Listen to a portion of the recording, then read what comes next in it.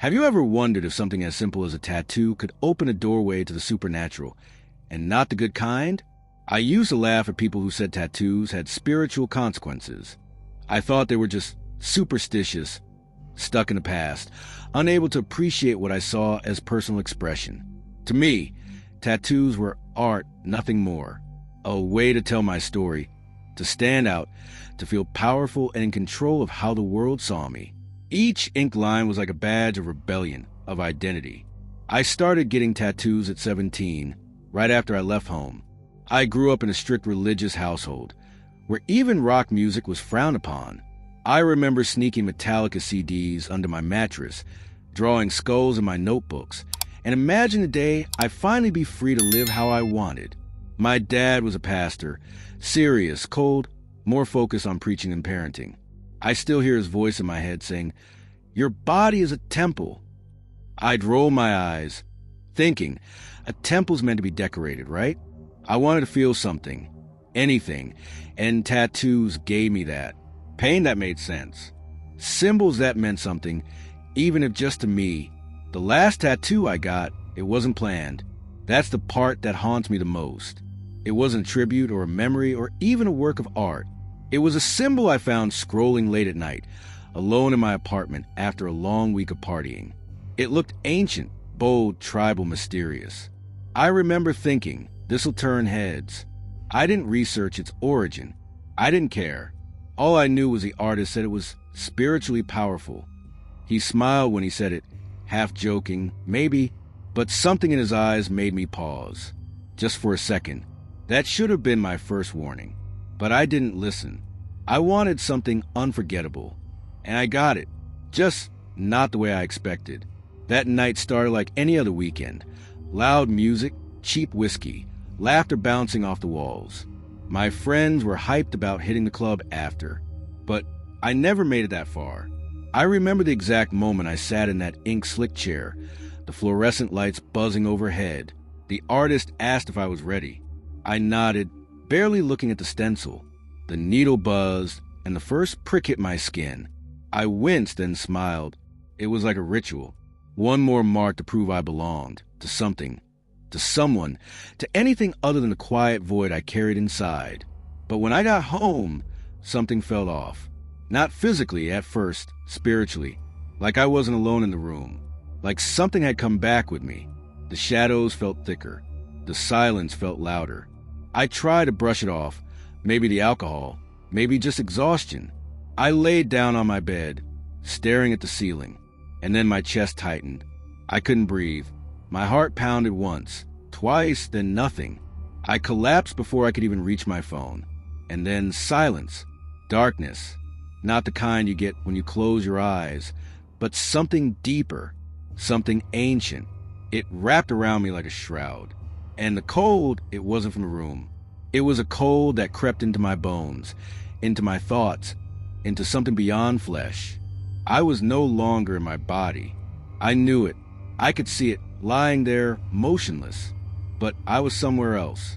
Somewhere I never believed was real. Now I want to go even deeper into this subject. What happened next? I struggled to explain with human words. I found myself standing at the edge of something vast, black, endless. And then I felt it. A pull, not from above, but below. Like something was claiming me. Like something already owned me. And as I descended, I heard whispers, mocking, familiar, terrifying. They called me by the name I had tattooed on my skin. That name, it wasn't mine anymore. It belonged to them. You may be thinking this sounds crazy, maybe even impossible. But what if I told you that the spiritual world doesn't play by our rules? That symbols matter?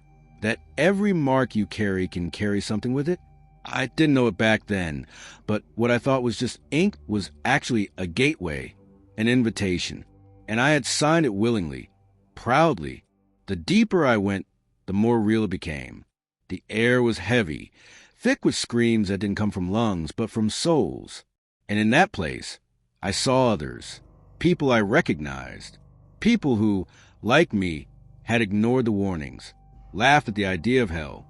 One of them even had the same tattoo I did. And what I saw them going through still haunts me, Stay with me until the end, because what you're going to discover may surprise you, or even save you. This isn't just a story. It's a warning. One I wish someone had given me before I crossed that line. Because once you see what I saw, you'll never look at tattoos the same way again. And then, I saw him. The first soul in torment. The one who ripped open a veil and showed me the terrible truth lurking behind the ink on his skin. His story is where it all begins, a living warning etched in fire and pain.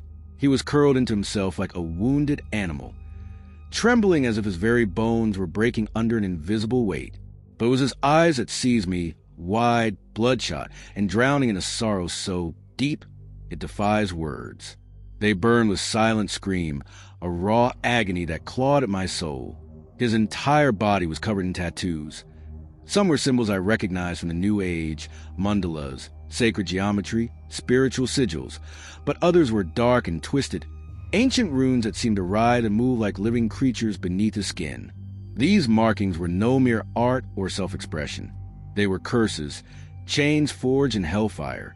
The tattoos glowed a fierce, searing red, as if each line and curve was branded into him with molten metal. The flames weren't just on the surface. They consumed him from the inside out, turning his flesh into a battlefield of eternal torment. Every pulse of those fiery symbols sent waves of excruciating pain ripping through his nerves. It was as if the spirits behind those inks were feeding on his suffering, tormenting him endlessly. Through the eerie silence, I heard his whispers, broken and desperate. I didn't know. No one told me. I thought it was just art, just beauty. But this was no ordinary mistake. He had lived recklessly, chasing spiritual illusions, crystals, energies, symbols, all without realizing he was opening gateways to darkness. I opened doors, he confessed. Doors I never closed, with every tattoo, every symbol on my skin. Now those doors are hell's chains. His torment was vivid. He writhed as invisible hands clawed at his flesh, dragging him deeper into shadows where screams never ceased. The Bible warns of this reality. They will suffer the punishment of eternal destruction away from the presence of the Lord. 2 Thessalonians 1 verse 9. He lived deceived by the false light of spiritualism, but in death, the truth was undeniable.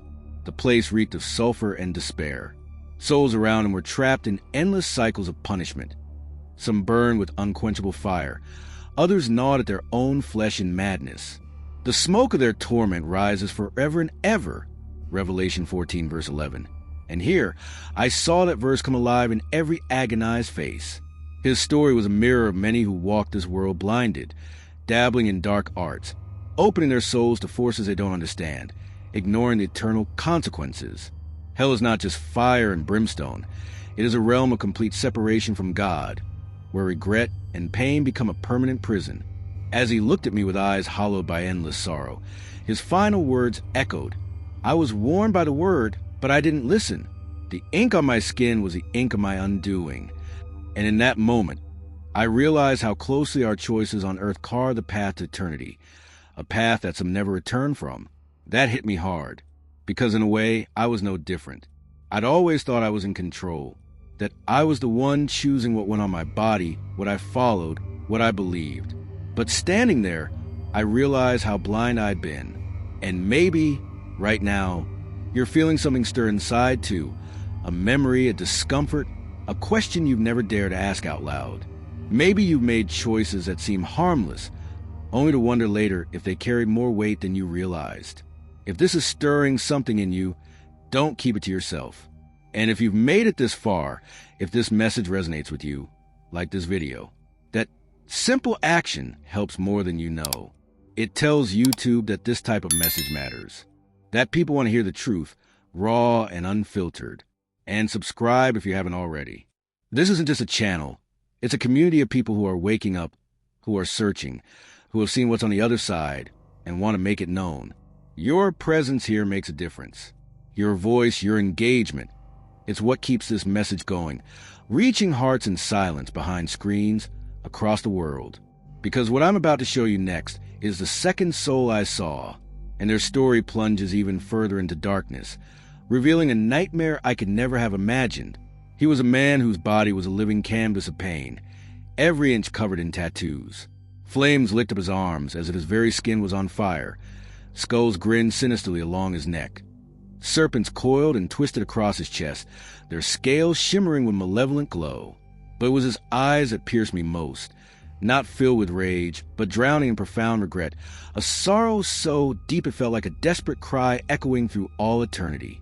In life, he had been a tattoo artist, not just any artist, but one renowned and celebrated in his craft.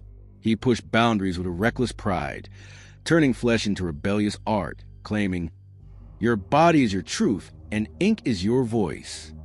But here, in the scorching abyss of hell, his voice was swallowed by a chorus of agonized screams. His once skilled hands, the instruments of his art, were now blistered and blackened, cracked from ceaseless flames.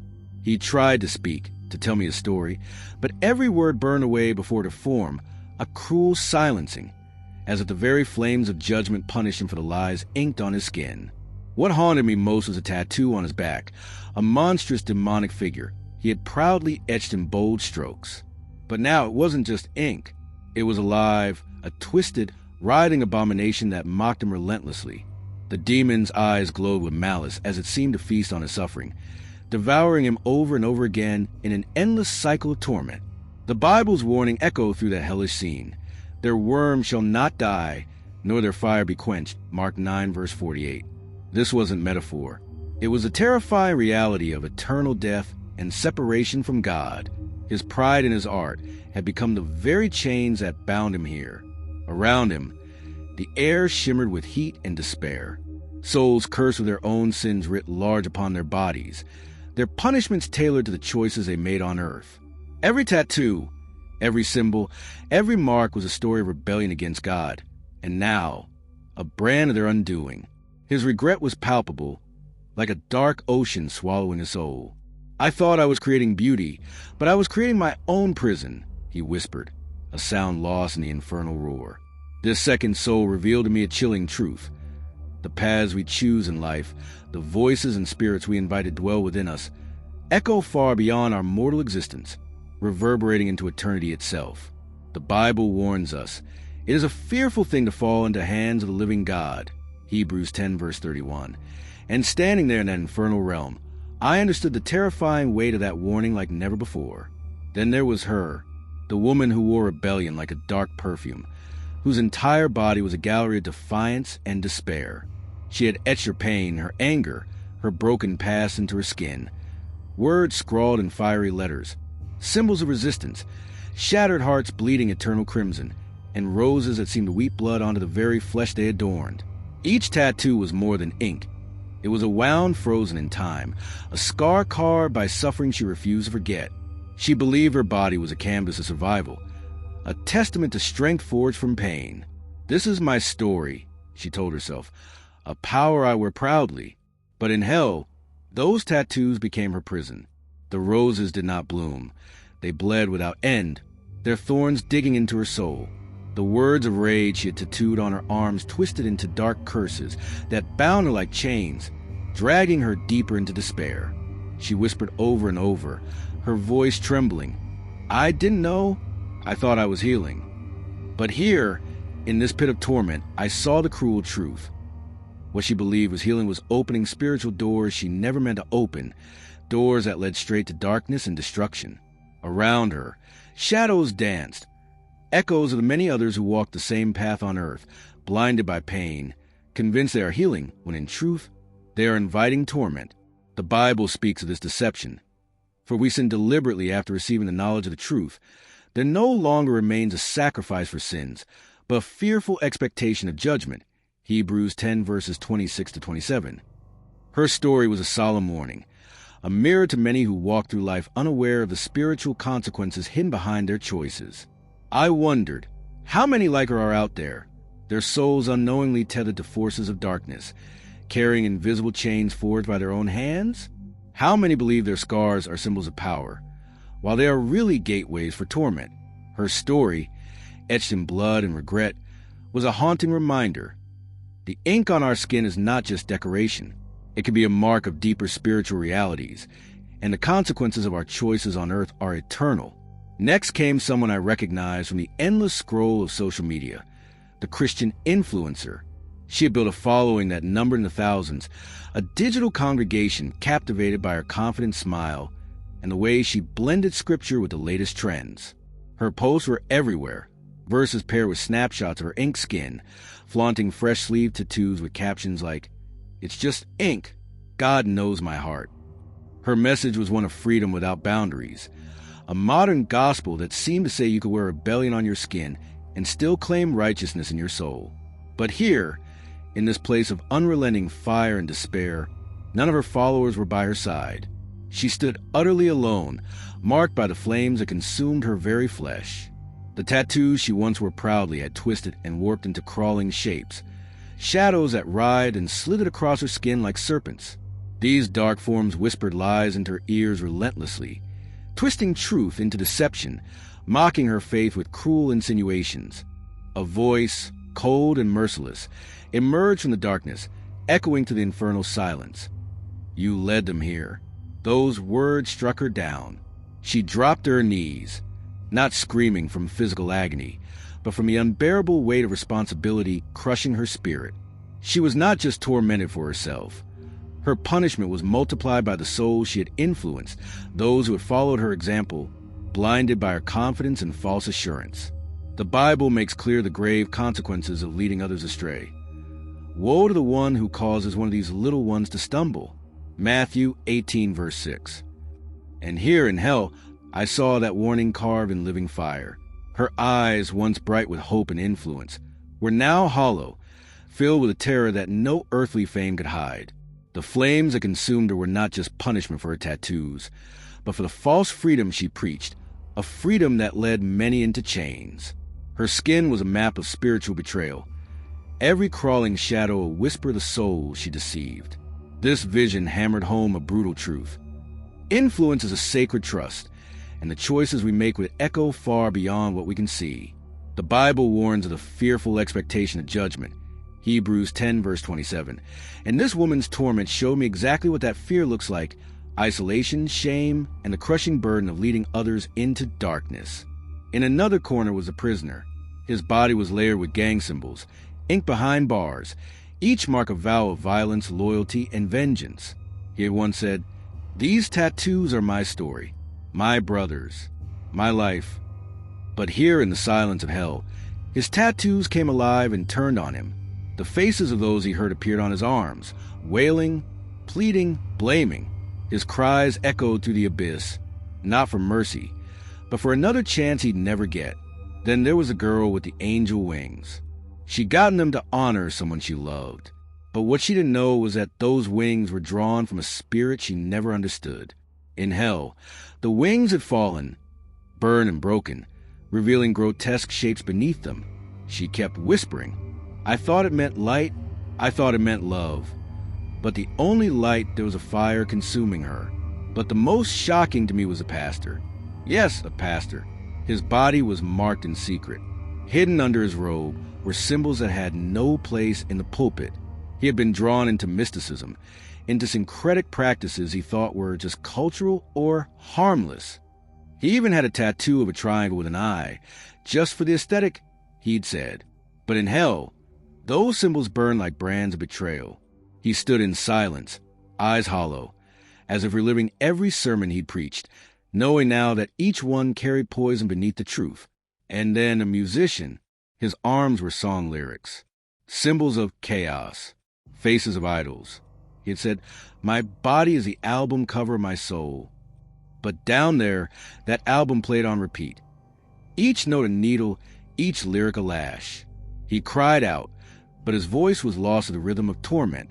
Demons mocked his music, twisting his melodies into cries of the damned. One woman had removed her tattoos before death, laser, scars, pain. She had turned to Jesus in her final months. But when I saw her in hell, I realized something terrifying. The ink was gone from her skin, but not from her soul. She had covered the surface, but never truly repented. Her heart still worshipped vanity, rebellion, and self. She kept saying, "But I changed. I tried," and I couldn't answer her. And then I saw them, the demons, the ones behind it all. They whispered in the ears of those on earth, selling the lie that ink is freedom, that rebellion is art, that the body is your own. They laughed at how easy it was. They marked themselves for us, one hissed. They carry our covenant in plain sight and call it expression. The spirit behind the ink, it was real, it was intelligent, and it was after those who never thought to question the source. Each of them had believed the same lie, that their body was theirs alone, that their story justified their rebellion, that it's just ink was harmless. But here, in the raw, brutal truth of eternity, they wept with regret. Comment there, that makes sense to me. If you've come this far, it's because something in this message stirred something deeper in you. Maybe it brought light to something you hadn't noticed before, or maybe it confirmed what your soul already suspected. These stories aren't just about tattoos. They're about identity, deception, and the spiritual consequences that often remain invisible until it's too late. If this content spoke to you, subscribing to this channel is a way of walking this journey together. We talk about what few dare to say about what really happens after death, about spiritual traps hidden in everyday life. And your presence here makes all the difference. Leave a like if this helped you see things more clearly. That simple gesture helps this message reach more people who are looking for answers but don't even know where to start. And if you made it to the end, drop a comment saying, "This message was for me." I read everything you write, and it's your words that keep the space alive and growing. There's a video next door that complements this subject. Click on it and continue with me there